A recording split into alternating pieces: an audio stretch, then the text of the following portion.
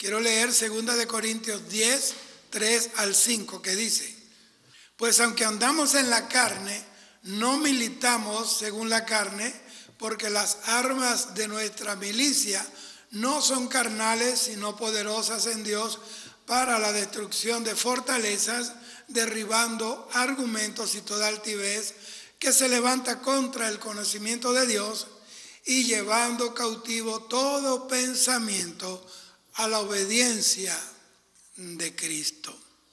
Amén. Que el Señor añada bendición a su palabra.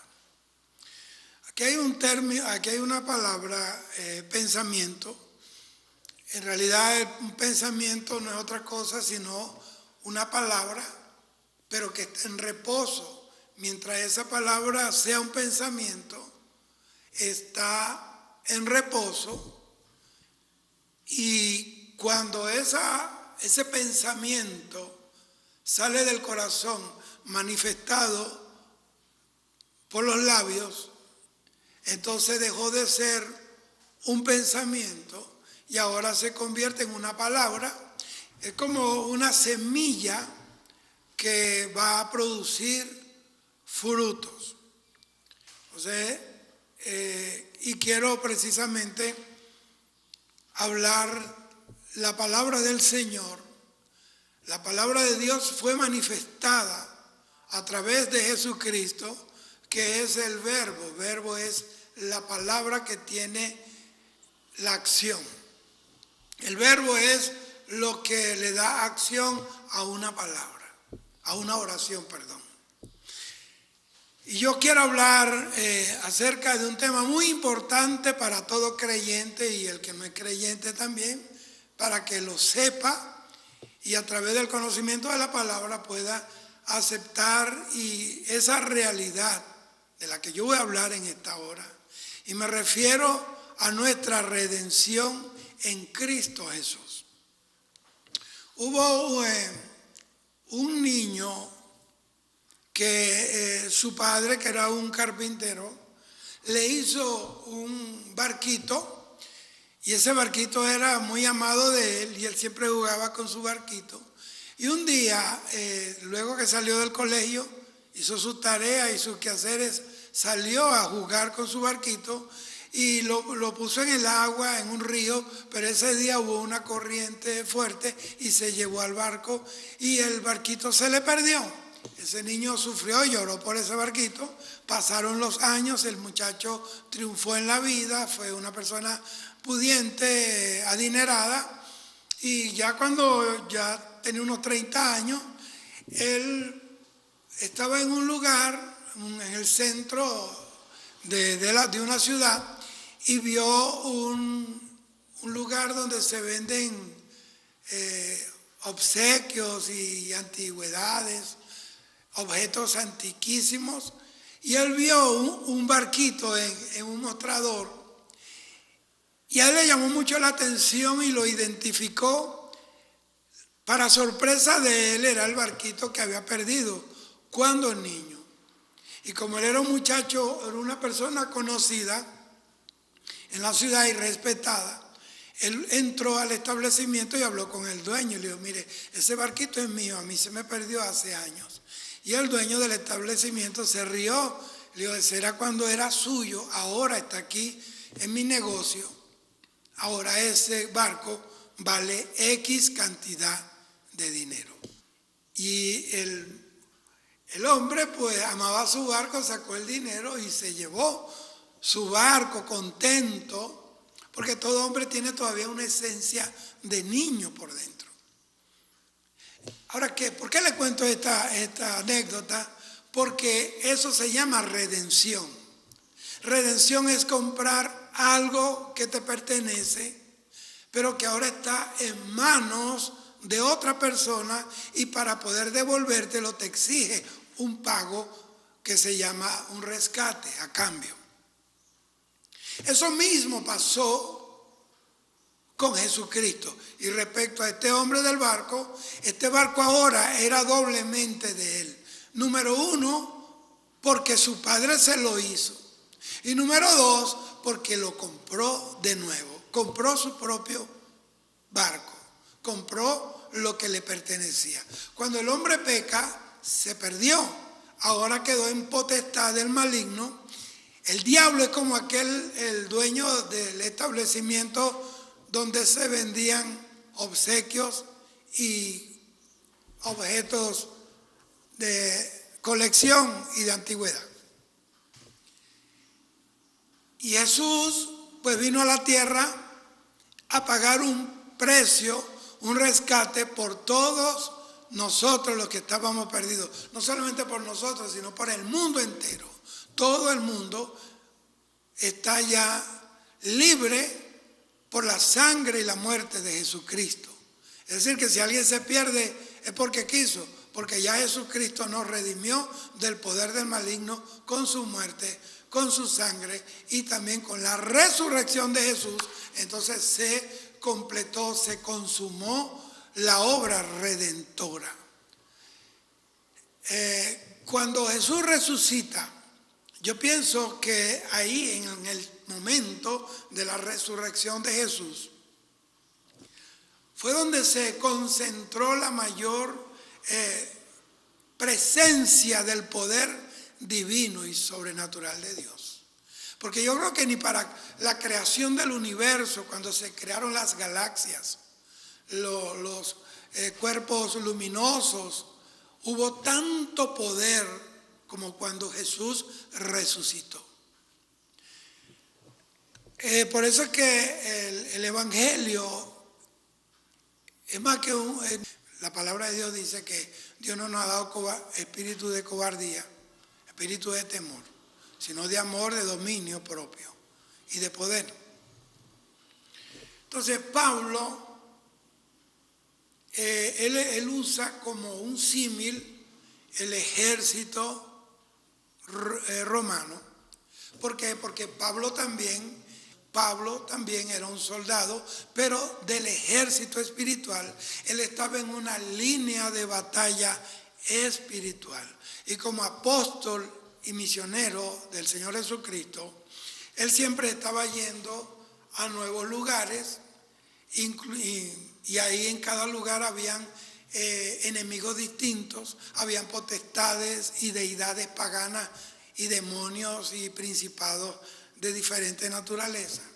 Parecía que Pablo como que era derrotado en muchas de esas batallas, terminaba en las cárceles, terminaba azotado.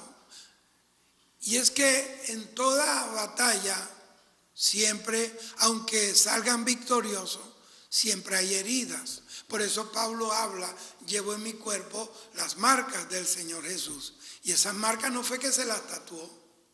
Esas marcas fueron el resultado o las evidencias de haber peleado muchas batallas en el campo espiritual. Entonces, Pablo iba a nuevos lugares, levantaba y fundaba iglesias.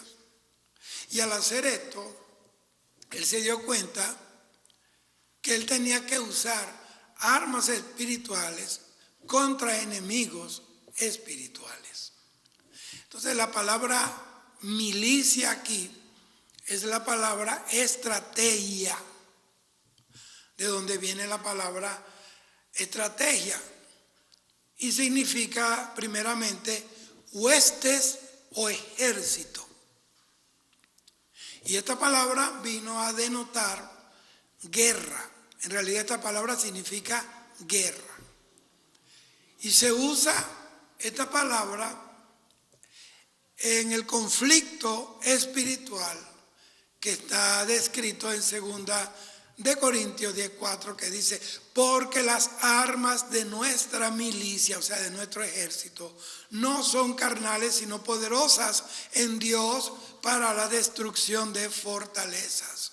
Y primera de Timoteo, capítulo 1, versículo 18, dice: este mandamiento, hijo Timoteo, te encargo para que conforme a las profecías que se hicieron antes en cuanto a ti, mire cómo dice, milites por ellas la buena milicia.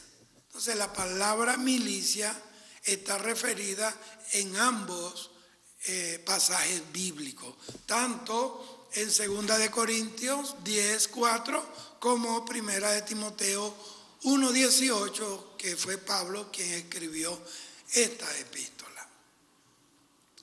Bendito sea el Señor para siempre. Entonces, esta palabra nos habla de estrategia, de un plan de batalla. Ningún ejército puede ganar ninguna batalla si no tiene un plan. Por eso hay expertos en guerra que planifican los movimientos de su ejército y allí aplican inteligencia y contrainteligencia.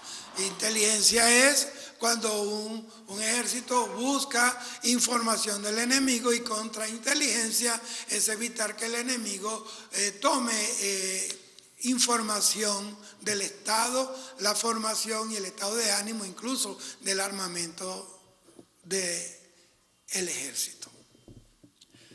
Aquí dice que las armas de nuestra milicia no son carnales.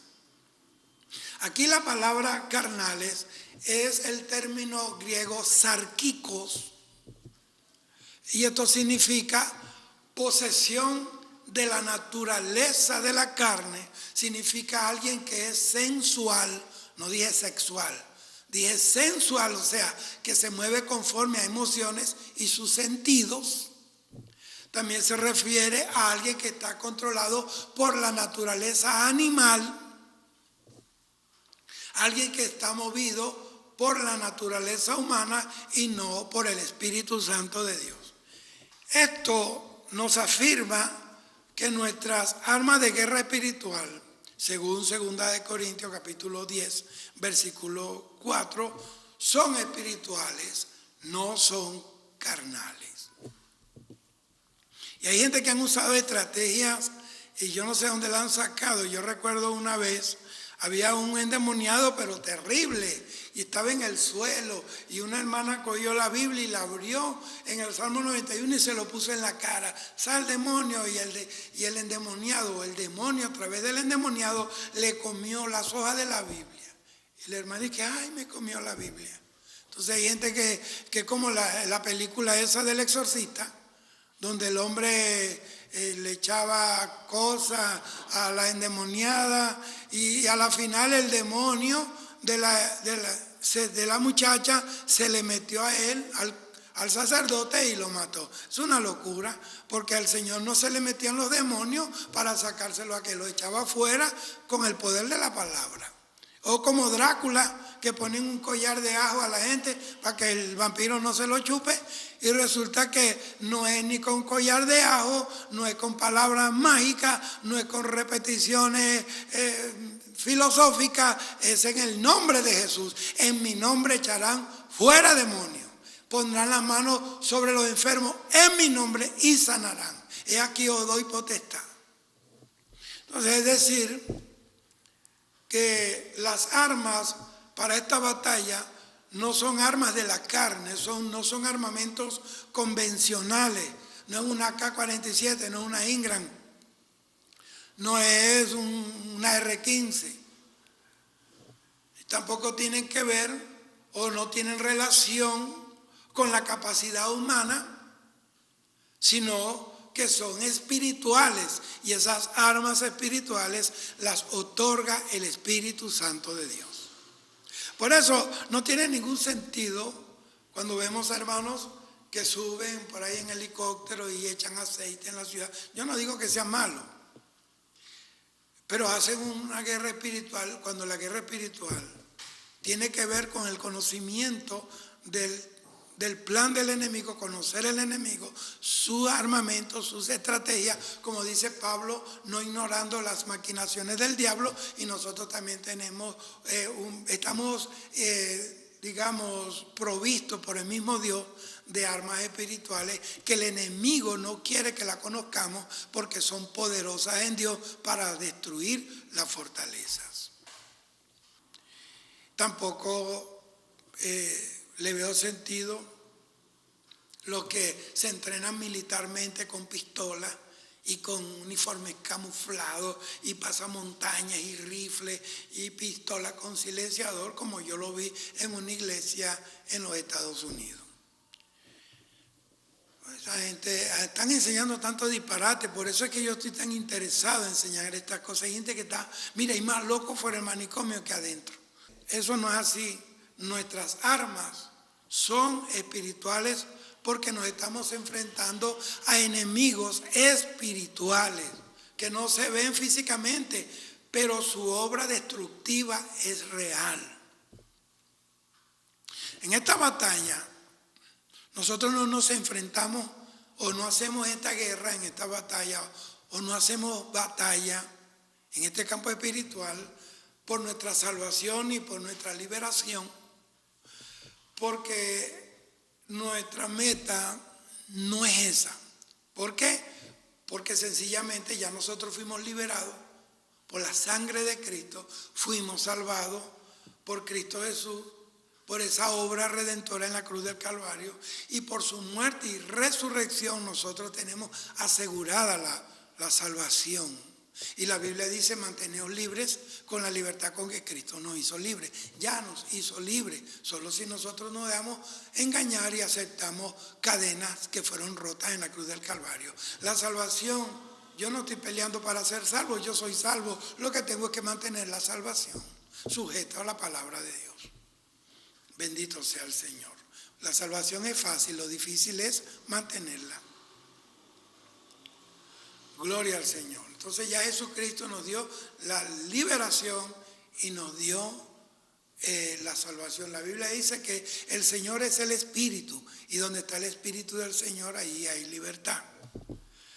Entonces la buena batalla de la fe es aceptar por fe todo lo que Cristo hizo por nosotros en la cruz del Calvario, empezando por la salvación y luego con todos, con todos los otros beneficios que tenemos en Cristo, como la sanidad, el gozo, la prosperidad, la paz y todo eso que es el paquete que viene en la bendición del Evangelio de Cristo. Nadie nos da más que Cristo. Entonces, el entender nuestra redención nos va a ayudar a corregir muchas ideas incorrectas del diablo y de la batalla espiritual. Yo veo gente por ahí hablando de guerra espiritual y no saben ni lo que están hablando. Cree que guerra espiritual es gritar y darle patada al piso y revolcarse y brincar y gritar ahí, cuando eso no es guerra espiritual, eso es desorden. El enemigo se ríe. Ahora, en su definición, más simple, más sencilla, la redención significa sencillamente la liberación de la esclavitud mediante el pago de un precio, de un rescate. En 1 de Pedro 1, 18 al 19, nosotros podemos ver claramente lo que significó nuestra redención. Dice así: sabiendo que fuiste rescatado de vuestra vana manera de vivir, la cual recibiste de vuestros padres, no con cosas corruptibles como el oro o plata, sino con la sangre preciosa de Cristo, como de un cordero sin mancha y sin contaminación. Es decir, que fuimos rescatados de la esclavitud del pecado por medio del pago de un precio. ¿Y cuál es ese precio? La preciosa sangre de Jesucristo. Vamos a ver aquí 4 palabras griegas que se encuentran en el Nuevo Testamento y que son muy importantes para poder entender, para poder ver con claridad lo que significa nuestra redención. La primera palabra es la palabra agorazo. El término agorazo significa sencillamente comprar en un mercado. Algo está en el mercado y usted lo paga y ya es suyo. De manera más específica, un mercado de esclavos, porque estoy hablando de la esclavitud del pecado, un mercado de esclavos donde estos eran tratados peor que animales, los metían en jaulas, les revisaban la boca y los dientes como se les revisan a los caballos. Y ellos eran pateados, eran maltratados, eran golpeados, eran molestados y eran comprados o eran vendidos. Y se les maltrataba ¿Para qué? ¿Para qué lo maltrataban? Óigame, vea esto, ¿para qué lo maltrataban? Para determinar el temperamento que tenía el esclavo. Lo molestaban para ver sus reacciones. Por eso el enemigo nos molesta y Dios lo permite para ver cuál es nuestra reacción, qué se manifiesta, qué espíritu se manifiesta, como pasó con los apóstoles, los discípulos del Señor. Maestro, ¿quiere que oremos para que le caiga candela a esta gente y los quememos? ¿Ve? Se manifestó y Jesús le dijo, no sabéis qué espíritu tiene, ese no es el espíritu de Dios. Entonces hay momentos donde hay mucha presión y tú vas a sacar a relucir lo que tu verdadera naturaleza. Gloria al Señor. Entonces, esta primera palabra para redención es agorazo. Está en 1 Corintios capítulo 6, versículo 20. Y significa comprar en un mercado de esclavos. Vea, nosotros éramos esclavos del pecado, éramos esclavos del mundo, éramos esclavos de Satanás. Y el precio de nuestro rescate fue pagado por Jesucristo y su precio fue su preciosa sangre.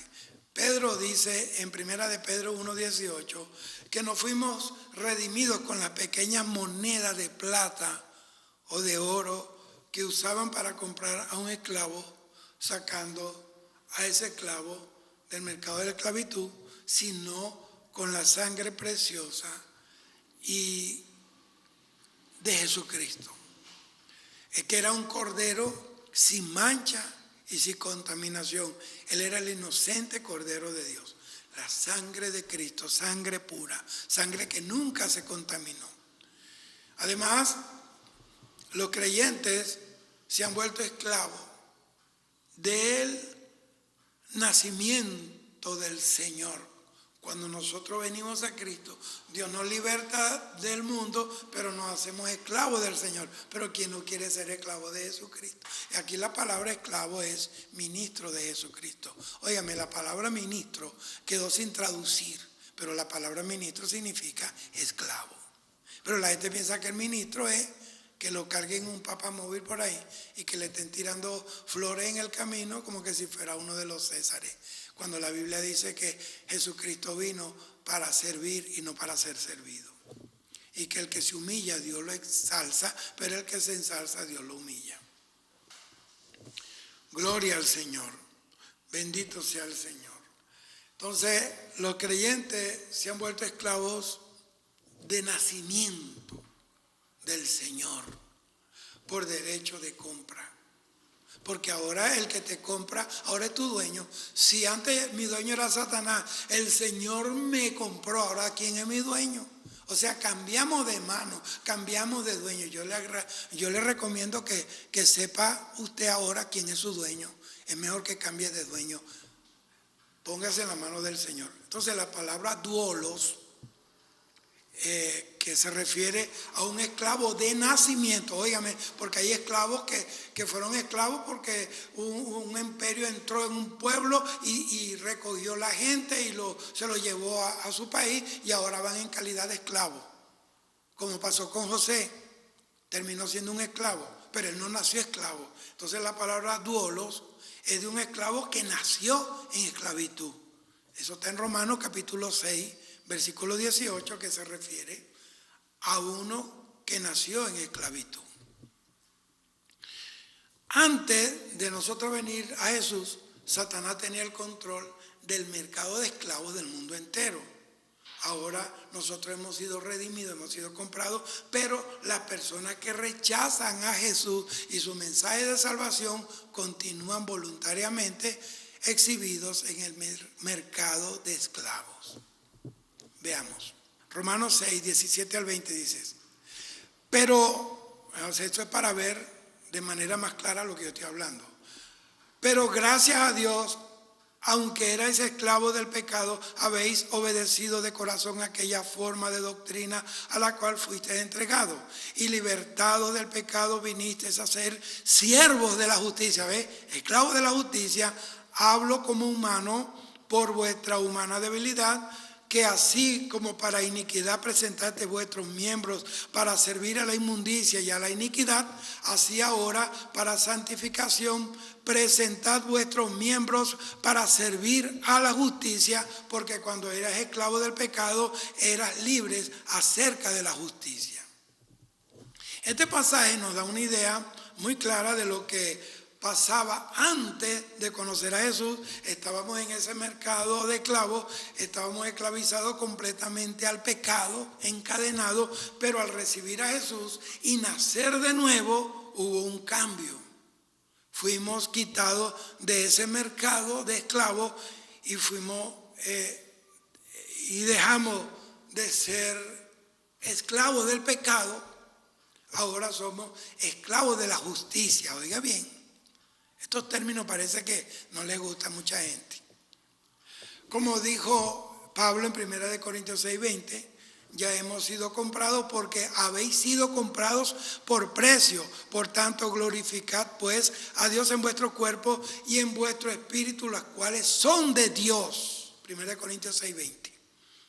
Hemos sido comprados y rescatados del pecado. Ahora tenemos un nuevo amo al cual debemos honrar, agradar, amar, glorificar y serle fiel.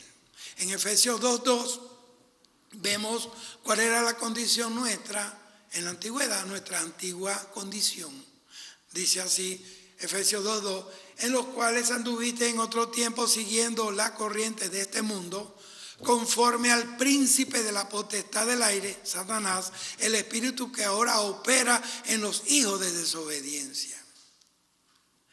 Es decir, que ya no vivimos bajo las corrientes del mundo, ni de la moda, ni de la costumbre de este tiempo, ni tampoco estamos esclavizados bajo el dominio de Satanás.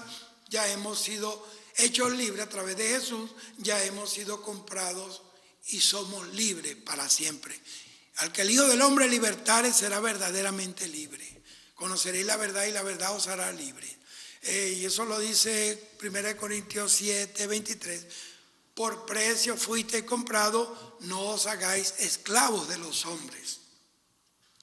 Nosotros, hermanos y amigos, somos libres por el pago de la sangre de Jesús hace 2000 años. Que Él pagó en la cruz por nosotros, así que no nos dejemos esclavizar por nadie, ni por hombres, ni por espíritus, ni por tradiciones, ni por religiones, ni por demonios, ni por Satanás. Somos libres en Cristo Jesús. La segunda palabra es exagorazo. Este término griego significa ser removido o ser quitado del mercado de esclavos. O sea, sacado para ser hechos libres, rescatado de la perdición. Esta es la palabra exagorazo en griego. Entonces, esta segunda palabra que Pablo utiliza aquí para redención es exagorazo, que es el comprar a un esclavo sacándolo del mercado. El esclavo de nacimiento del Señor Jesús es comprado no solo, para ser su esclavo, sino que es comprado para salir del mercado de esclavos, para nunca, óigame bien, para nunca más volver allí, para nunca más ponerlo en venta a ningún mercado de esclavos por ningún precio. Se vuelve esclavo del Señor. Ahí en esa palabra exagorazo, ahora se vuelve esclavo del Señor por el tiempo y por la eternidad. En Gálatas 3:13 podemos ver la aplicación de esta palabra exagorazo, donde dice: Cristo nos redimió de la maldición de la ley, hecho por nosotros maldición, porque está escrito: maldito todo aquel que es colgado de un madero. Nuestro precio no fue el de un esclavo barato. O sea, nosotros no fuimos comprados porque estábamos a mitad de precio, que estábamos en oferta, ¿no? Pagaron un precio bien caro por nosotros. Por eso Pablo dice en Hebreos capítulo 2, ¿Cómo escaparemos si descuidamos una salvación tan grande? Y la gente vive infeliz, fumando, bebiendo escondido, con pecados escondidos. Mire, usted no sabe lo que está haciendo. Está pisoteando la sangre de Cristo. Está restándole el valor al sufrimiento, al dolor y la muerte y resurrección de Jesús. Entonces, en Gálatas 4, 3 al 5 dice: así también nosotros, cuando éramos niños, estábamos en esclavitud bajo los rudimentos del mundo, pero cuando vino el cumplimiento del tiempo de Dios, envió a su Hijo, a Jesús, nacido de mujer y nacido bajo la ley, para que redimiese a los que estaban bajo la ley, a fin de que recibiésemos la adopción de hijos. Óigame, Cristo nos redimió para llevarnos de una posición de esclavo del pecado a hijos de Dios. Somos hijos adoptivos, pero los que saben de derecho saben que tanto un hijo adoptivo como un hijo natural tienen el mismo derecho. Gloria al Señor. La tercera palabra es lutró. Lutró significa simplemente pagar un rescate, así sencillo. Esta tercera palabra que usó Pablo para redención es lutró, y el sustantivo teniendo la misma raíz quiere decir el dinero de rescate usado para liberar a un esclavo. El verbo quiere decir liberar por el pago de un rescate. El esclavo del Señor Jesús ha sido liberado para lograr en su vida aquello para lo cual fue creado por Dios, para glorificar a Dios, para disfrutar de Él para siempre. Entonces fuimos rescatados. Eso lo aclara la palabra de Dios. En primera de Pedro 1, 18 y 19 lo acabamos de leer. Y en Tito 2, 14. Pero yo se lo voy a leer aquí.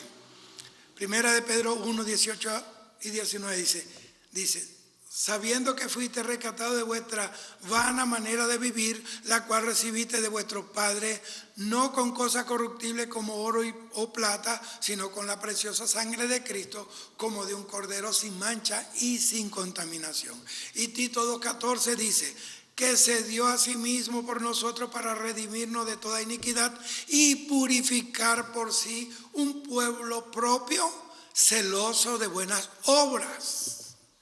Mucho pueblo ha perdido ese celo, como tenía Jesús. El celo por tu casa me consume. Jesús nos redimió de toda iniquidad para que pasemos de nuestro antiguo enemigo, que era Satanás, para que pasemos de la autoridad tiránica de Satanás a nuestro amo, nuestro Señor Jesucristo, todo amor y misericordia. Y a través de esa nueva, bajo esa nueva cobertura de autoridad, entonces nosotros podemos tener comunión y servir a Dios. Y la cuarta palabra, y con esto voy concluyendo, es la palabra apolutrosis. Apolutrosis significa rescatar completamente, o sea, una liberación total y perfecta, una salvación, una redención total. La palabra redención es apolutrosos y se define como el redimir a una persona, a un esclavo, pagando un precio. O sea, hacer que uno salga libre por recibir un precio. Y el sustantivo es la liberación efectuada por el pago de un rescate, liberación procurada por el pago de un precio, de un rescate. Efesios 1:7 dice: en quien tenemos redención por su sangre, mira cómo dice, el perdón de pecados según las riquezas de su gracia. En Romanos 3:24, Pablo sigue diciendo, siendo justificados gratuitamente por su gracia mediante la redención que es en Cristo Jesús. Esa palabra, apolutrosis, significa que fuimos liberado totalmente y para siempre. Esa palabra apolutrosis significa una liberación perfecta y eterna. O sea, la palabra en griega sería entonces apolutrosis per secula seculum. O sea, libres por siempre y para siempre. Gloria al Señor. Entonces podemos ver estas 4 palabras de esta manera. Primero, para hacer un recuento, un briefing breve de lo que yo he hablado. Primero, agorazo. ¿Qué quiere decir esto? Que Jesús nos encontró en nuestra esclavitud. Cuando Él vino, nos encontró esclavos. Está la segunda palabra, que es exagorazo. ¿Qué quiere decir esto, amados hermanos y amigos? Que Jesús nos sacó o nos quitó de la esclavitud. Nos quitó del mercado de esclavos. Ya no estamos a la venta porque nadie puede pagar un mayor precio que el que Cristo pagó. O sea, para nosotros la redención es gratis, pero para Jesús no. A Dios le costó lo más precioso y preciado del universo y en la eternidad, su propio Hijo, su amado Hijo Jesucristo. Y por eso Jesús aceptó ese plan de redención, sabía lo que venía. Cuando Jesús llegó allá a Getsemaní, dice: Padre, mi alma está angustiada hasta la muerte. Esta copa amarga no me la quiero tomar. Él vio ahí en ese momento lo que iba a sufrir, los azotes, los látigos, 39 latigazos en sus espaldas, los clavos en las manos, en los pies, la corona de espinas, el costado abierto con una lanza de unas 8 pulgadas de ancho. Bendito sea Dios. La sed que sintió, el abandono de sus amigos, de sus discípulos. El único que estaba era Juan, su madre María y unas mujeres. Todos lo abandonaron, incluso hasta el padre. Dice: Padre, ¿por qué me has abandonado? ¿Sabe por qué? Por dos cosas. Uno, porque el padre, viendo a su hijo en esa agonía, en ese sufrimiento, quitó la mirada para no verlo sufrir. Segundo, porque Jesús estaba envuelto en un pecado que nunca cometió. Su cuerpo se volvió pecado. El que nunca pecó lo hizo pecado para liberarnos del pecado. Y cuando el padre vio a su hijo lleno de pecado, él aborrece el pecado y quitó la mirada, porque el pecado te aleja de Dios. El pecado quita la mirada de Dios sobre ti. Bendito sea el Señor. Bendito sea el Señor. Aleluya. Por eso, pero él ahí entendió que para eso había venido. Dijo: no, Padre, es verdad, que sea como tú dices y no como yo quiero. Eso es la soberanía infalible, innegociable de Dios. Dios es soberano, perfecto en todas sus acciones, justo en todos sus juicios. Bendito sea el Señor para siempre. La tercera palabra es lutró. Eso habla de que Jesús vino y pagó un rescate. Un rescate. Pagó lo que era de él. Nosotros somos doblemente de Dios, como el muchacho del barquito de madera. Somos doblemente de Dios, número uno, porque Él nos hizo. Juan capítulo 1 dice que fuimos creados por Él y para Él, y que por Él fueron hechas todas las cosas, de tal manera de que si no fuera por Él, nada de lo que es existe. Aleluya. Él nos pagó ese rescate.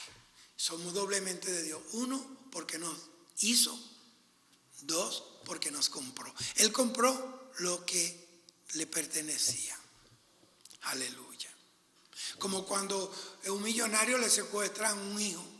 Es de él, salió de él. Entonces va a los secuestradores, le ponen un precio, o si no lo matan.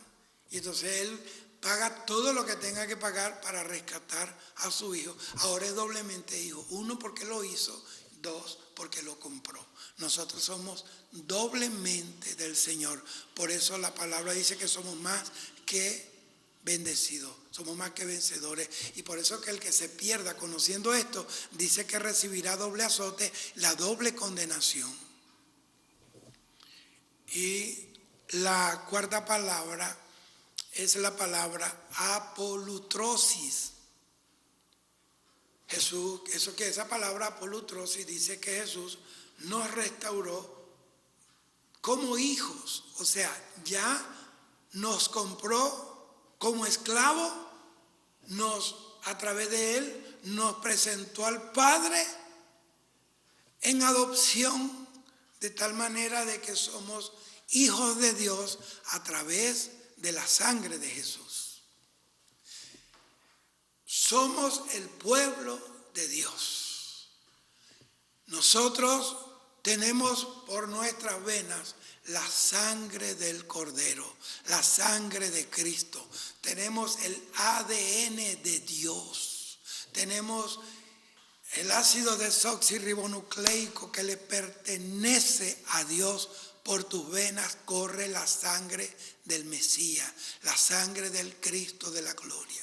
El diablo odia al pueblo que se mueve bajo la convicción de que ya no es un esclavo, de que somos más que vencedores y que podemos movernos, número uno, porque somos libres para nunca más volver a la esclavitud, como ese gusano que llaman el gusano de cera, que es un gusano que se arrastra por todos lados, pero llega un momento que se detiene porque llegó el momento de que se opera en él naturalmente un programa genético natural llamado metamorfosis. Entonces ese gusano se detiene y comienza a saltar unas cáscaras, y de adentro de esa cáscara, aquel miserable gusano que se arrastraba, comienzan a nacer unas alas hermosas de muchos colores, y ahí se transforma de un miserable gusano a una hermosa mariposa que vuela por los aires y se posa en las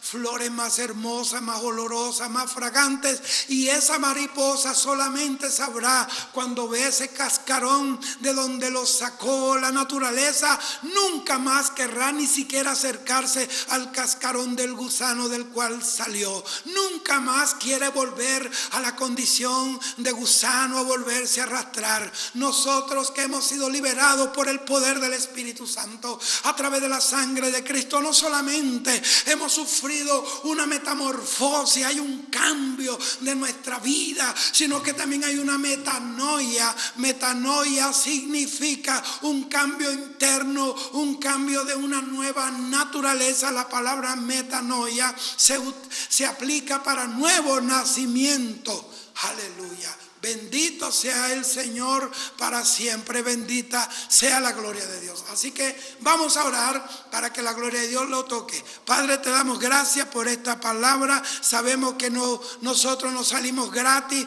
no te costamos barato, costamos muy caro tu sufrimiento, tu agonía, tu angustia, los golpes en tu rostro, te escupieron, te mofaron, trasquilaron tus barbas, te maldijeron desde el pretorio, fuiste sacudido, fuiste golpeado para darnos redención y vida eterna. Yo te pido por los que están esclavos, rompe las cadenas del diablo, rompe las cadenas de pecado en el nombre de Jesús, y que la manifestación de la libertad del Espíritu se mueva en nosotros. En el nombre de Jesús, amén y amén. Que Dios le bendiga. Será hasta un nuevo programa, Restaurando el Altar de Dios, por el Ministerio Cetro de Dios Internacional. Dios te bendiga.